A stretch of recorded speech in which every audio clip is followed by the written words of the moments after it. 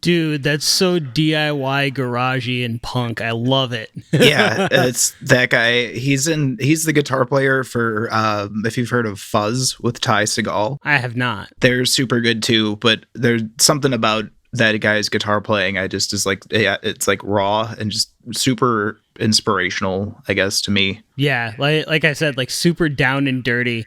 Yeah. And it, like, the recording itself is very reminiscent of, like, you know, really early, like, 70s into the 80s kind of, like, punk recordings, where it's clearly, like, they took, like, a couple of microphones, set them up around the room just to capture everything, but really didn't think too much about it. They're like, all right, so here's a microphone for all of the drums. Yeah, it was like a 4-track at best. Yeah, exactly. But it's super down and dirty, but it gets the job done, and it's really cool. I also thought it was interesting. There was this part in the middle, and I was legitimately debating in my head whether it was a backing vocal or a train. Yeah. It's just like really loud, like right in the middle of it, and I'm like, that sounded like super cool, like it really, like, you know, grabbed your attention, and I was like, is that a vocal? That How? He's just got, like, that guy's not afraid to, like, get noisy and weird. Mm-hmm. Yeah, I always like that about guitarists. I heard somebody say guitar theory is great to learn and then forget.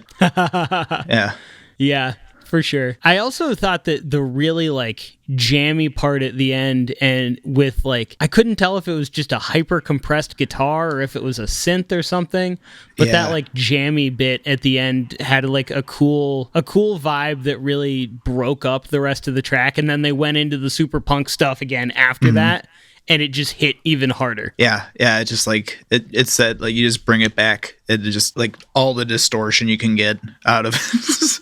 It's no headroom in the recording at all. No, we're turning this shit to 11. It's only supposed to go to 10, but we're somehow turning it even farther to 11. Yeah. So, yeah.